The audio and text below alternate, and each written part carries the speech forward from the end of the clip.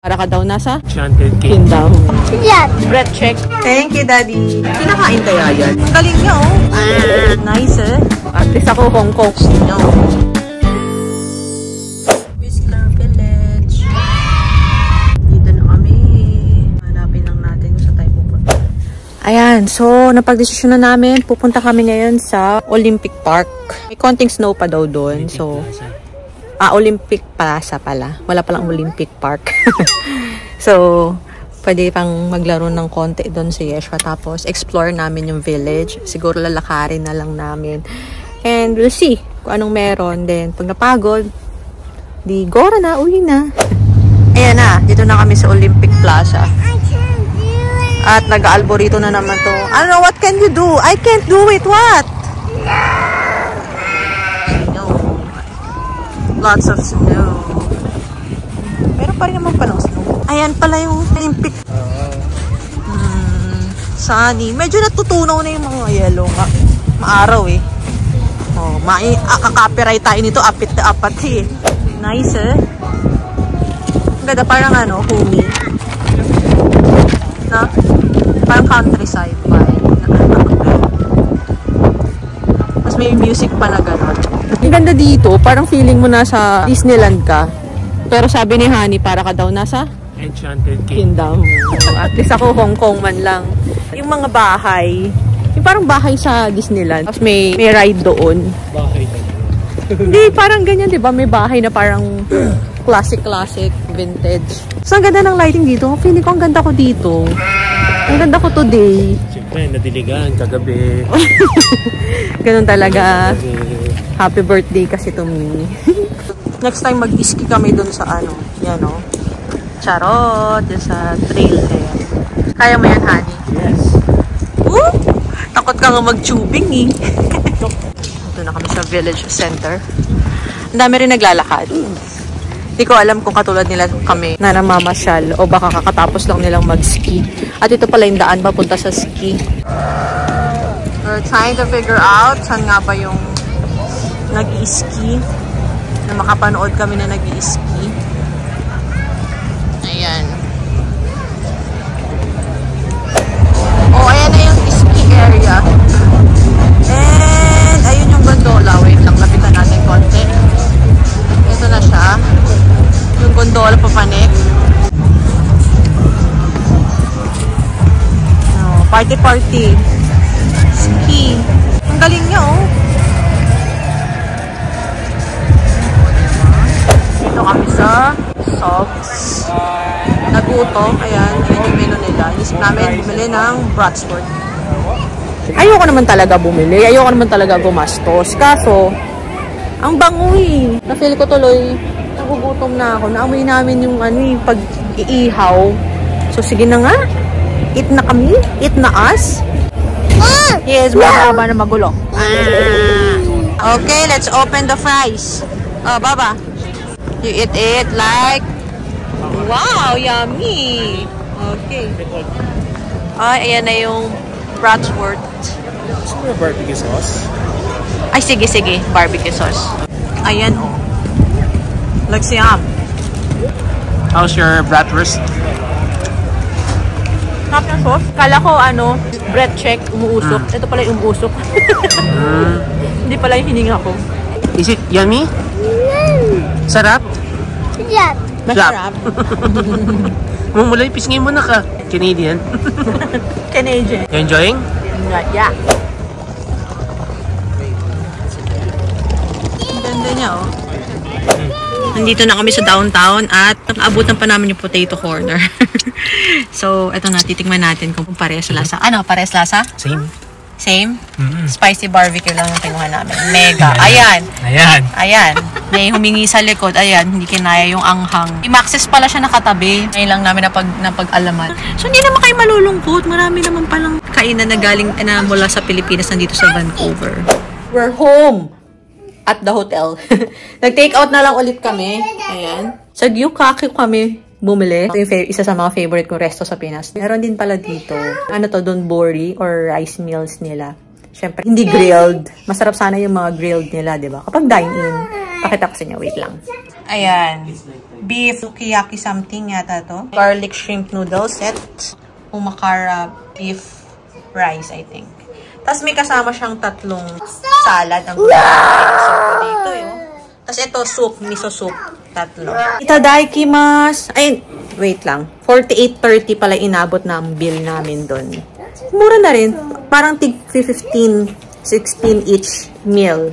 Not bad. Ang sarap nito. Ang tawag dito? Sinabi ko kanini, basta yung nandun sa parang yung sauce niya, spicy miso. Eh, di ba favorite ko yung spicy miso na sauce sa Pilipinas. Nakakatuwa, mag-uwi ako nito sa Victoria. Yun namin bukas. So, surprise niya pa ako eh. Halataan naman eh. Ano? At least prepared ka magdala ng cellphone. Sabi mo kukuha ka yelo. Sabi mo saan ko kukuha na yelo? Nakalimutan ko yung bakit. May yelo doon. Ayan. Happy birthday to you. Parang susunod. Tsaka malamig naman yung tubig. Sinungaling na sinungaling eh. Sabi ko, sige na nga. Happy birthday, happy birthday. Happy birthday to you. Takmatapon. Birthday mo? That's mommy. Thank you, Daddy. Na-surprise ka ba? Hindi kasi. Picture. Picture. Ay, di ba? Ay! Sino nag-blow? Ang hirap yung sit diyan. Happy birthday to you. Happy birthday to you. Happy birthday, happy birthday, happy birthday to you. Good job! Happy birthday, Say happy Mommy. birthday, Mommy. Happy birthday, Mommy. Wish. Let's blow. Let's blow na. 1, 2, 3. Happy birthday! Happy birthday. Good job, good job. Good job, blowing. Good job. Ay, kiss your mommy. Say happy birthday, mommy. Thank you, Baba. Thank you. Oh, kiss, Mommy. Mwah. Good morning, guys. Day 3. Day of checkout. Day of uwian. Yeah. Saglit lang dito kasi ang dami pang responsibilidad sa Victoria. So, this is a very quick trip lang talaga. Kain lang kami, ayos konti, then check out na. Ayun na, nag-brunch na kami and ready for check out na. May mga binili lang na pagkain si Emma na iuwi na namin sa Victoria. Like, isang bucket ng chicken ng Jollibee at yung gyukaku na nagustuhan ko. Ayun na naman tayo sa hoarding eh. Baka kasi mamaya biglang manghinayang ako na ba't di ako nag-uwi. Ganun. So, magdala man lang tayo kahit konti. Konti. Actually, kung dami namin dadaling pagkain. Food trip talaga yung pinunta namin dito eh. Oh, ayan na naman si Sir. Oh, you say happy birthday, Mommy. Happy birthday, Mommy. I love you. I love you. Oh, kiss, Mama. Mwah. Mama. Pumunta kami ng Old Town. Bumili kami ng mga siopaw. At siomai. Kainin namin ngayon. Umuulan, unfortunately. So, baka hindi tayo makapaglakad-lakad for today. Balak sana namin bumalik sa gas town kasi medyo nakadali kami dun nung unang punta namin. Kasi nga, gulong-gulo kami sa parking kung saan kami magpa-park. Ngayon, bili na lang muna ng mga foodams. Ayan pala yung siopaw. 4 yung binili namin. Punta kami dito sa Thomas Haas. Eh, sabi kasi sa mga nabasa ko, masarap daw yung lahat ng desserts dito. So, let's see. Mukha siyang alam mo, feeling aperitif. Vibe siya. Parang class, ganon. So, tingnan natin. Mamaya i-judge ko. Tikman ko yung isa, mamaya. Pag masarap, ako pabili pa tayo isa pa kay Honey. Bumaba na kami kasi ang hirap mamili. Ayun, ang sarap ng mga flavors.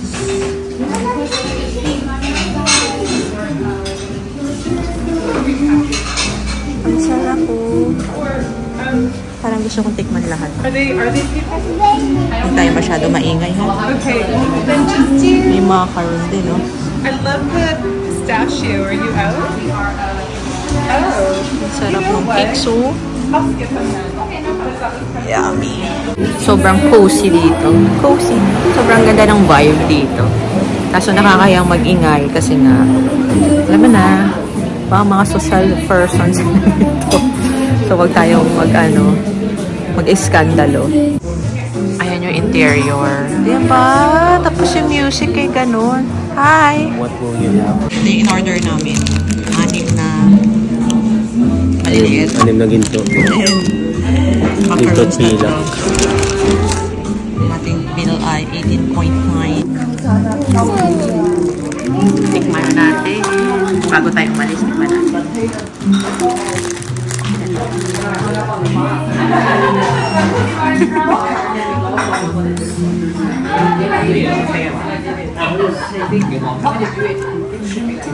Ito ba yung coconut? Mango coconut. Basta coconut. Ang sarap sana ito.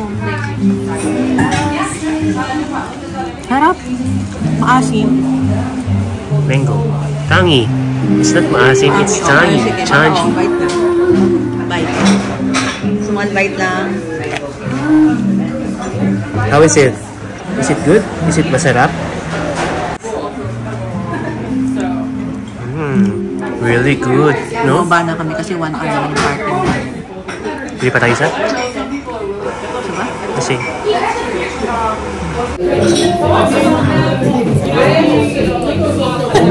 Ayun na nga, naka-order pa na additional. Bumili kami ng creme brulee na cake. 7.5 ata isa. Tapos hot chocolate, $5 something.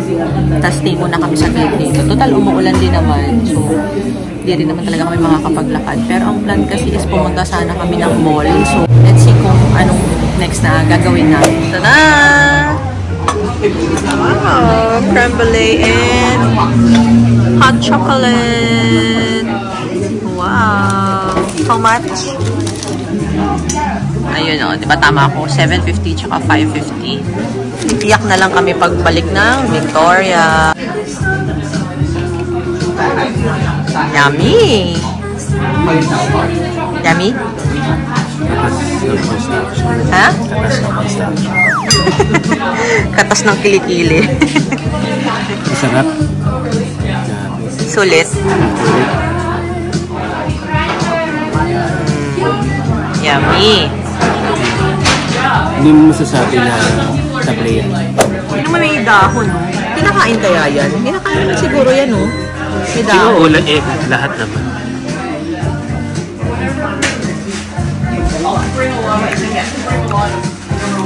Masim yung blueberry. Struggle ba? Struggle. Ayan.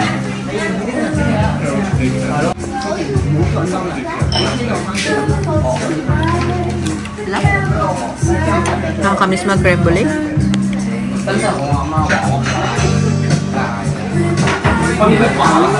Sige na, mag-delete muna kami. Magmimili din kami, 15 minutes. Tinatry namin kung pwede kainin yung dahon. Ako naman si Patola, di ba? Hindi nga talaga siya nakakain. Hindi talaga? Pero di ba dapat hindi naglalagay ng hindi edible sa Organic pagkain? naman siya. Tatain mo rin naman yan. Organic naman. Choice mo. Gusto mo kumain ng tuyong dahon. Oh, may surprise daw sa akin si Honey. Nung kinipick up niya yung Coco, may nadaanan siyang ganito. Legit daw, galing ng Dubai. $10. So, tingnan natin kung totoo ngang ganun. Kasi nabudol na tayo last time eh. Napabili rin tayo $10 din. Pero hindi naman masarap. Eto, try natin. Ayan. Tikman na natin.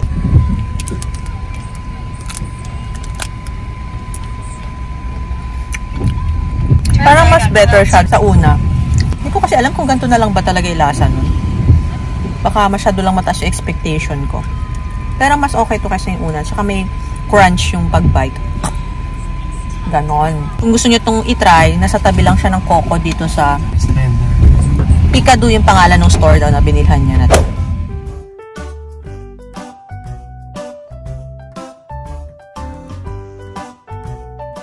Umabot kami, oh. We're going home. Lane 43. Kasi, ang nangyari, dumaan pa kami ng Waterfront Mall. Ang iisip namin, enough time pa para makapag maglakad konti, ganun. Kaso ang traffic pala dahil umuulan. Dumadami rin kasi yung sasakyan pag umuulan. Kaya, ayun, naging 1 hour 10 minutes yung biyahe from Waterfront Mall papunta dito sa Chawasin. Yun na, uwi na tayo ng Victoria. Yay, ang bilis. Pumunta pala kayo sa Waterfront Mall. Ang mahal ng parking, $5.25? 30 minutes. Basta 5 something. 30 minutes. Ganon. Game na! Loading! Ay, bakit may ilaw? Loading! Ibang ship to kaysa dun sa unang ship na sinakyan namin papunta dito. Nakalimutan ko yung pangalan eh. Basta yun. Yun na yun. Parang dalawa lang naman yung napansin kong name ng ship na mula Victoria papunta dito sa Vancouver. Yan, nakababa na po tayo. Baba! This way! Ditong lounge area. Kids area dito, pero huwag na natin paglaruin si Baba. Ito yung may bayan nila, si West Lounge. No, don't come inside. Wala kang $14. Deck 6 kami ngayon. Papunta kami Deck 5 kasi parang ang liit pala ng Deck 6. Parang wala masyadong ganap.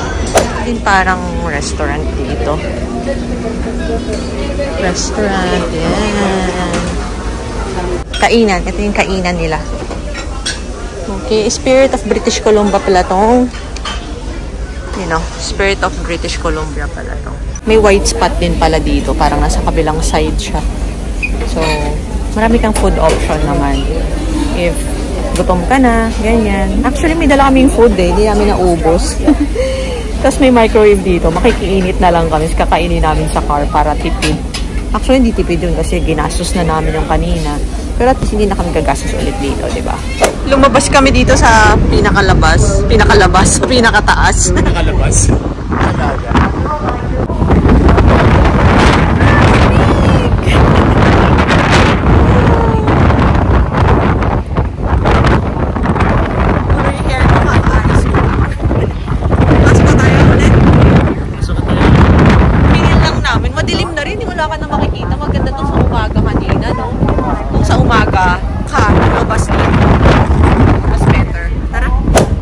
So that's it. Thank you for watching our video. I hope you could hit like and subscribe. Bye-bye. Bye-bye. Don't forget, Jesus loves you. Yes, that's you. Bye.